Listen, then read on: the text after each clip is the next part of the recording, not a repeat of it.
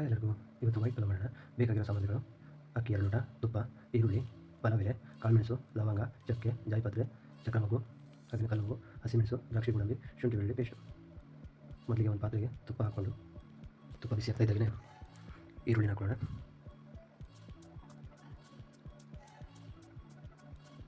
ಈರುಳ್ಳಿ golden colour ಆಗೋವರೆಗೂ ಹುರ್ಕೋಬೇಕು.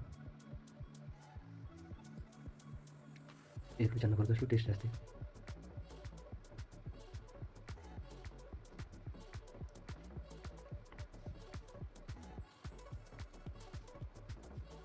ಹುರಿಬೇಕಾದ್ರೆ ಚಿಟಿಕೆ ಉಪ್ಪು ಹಾಕಿದ್ರೆ ಬೇಗ ಉರಿಯುತ್ತೆ. ಹಾಗೆ ಇವಾಗ ಕಾಳುಮೆಣಸು, ಲವಂಗ, ಜಾಯಿಪತ್ರೆ, ಚಕ್ರಮಗು, ಕಲ್ಲುಪ್ಪು ಎಲ್ಲ ಸ್ಪೈಸ್ ಐಟಮ್ಸು, ಹಾಗೆಯೇ ಪಲಾವ್ ಎಲೆ ಅಷ್ಟನ್ನು ಹಾಕಿ ಮಿಕ್ಸ್ ಮಾಡ್ಕೊಳ್ಳೋಣ. ಈಗ ಯಾವುದೇ ಪದಾರ್ಥ ಮಾಡುವುದು ಸೀದೋಗ್ತಿರೋಗೆ ಚೆನ್ನಾಗಿ ಹುರ್ಕೊಳ್ಬೇಕು. ಸೀದೋದ್ರೆ ಅದು ಟೇಸ್ಟಿ ಆಗುತ್ತೆ. ಇವಾಗ ಉಳಿದಿರೋ ಶುಂಠಿ ಬೆಳ್ಳುಳ್ಳಿ ಪೇಸ್ಟು, ಹಸಿಮೆಣಸು,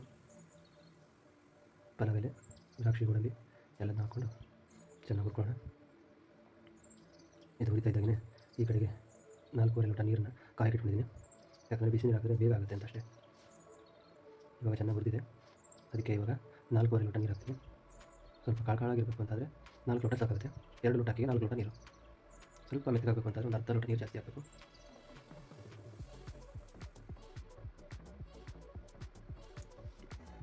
ನೀರನ್ನ ಹಾಕಿ ರುಚಿಗೆ ತಕ್ಕಷ್ಟು ಉಪ್ಪು. 2 ಲೋಟ ಅಕ್ಕಿಗೆ ತರಕಾರಿ ಹಾಕಿದ್ರೆ 1.5 ಚಮಚ ಉಪ್ಪು ಬೇಕಾಗುತ್ತೆ. ತರಕಾರಿ ಹಾಕದಿರೋದಕ್ಕಾಗಿ 1/4 ಸ್ಪೂನ್ ಸಾಕಾಗುತ್ತೆ. 1/4 ಸ್ಪೂನ್ ಉಪ್ಪು. ಹಾಗೆ ಅಕ್ಕಿ ಹಾಕೋಣ. ನೀರು ಕುದೀತಾ ಇದೆ.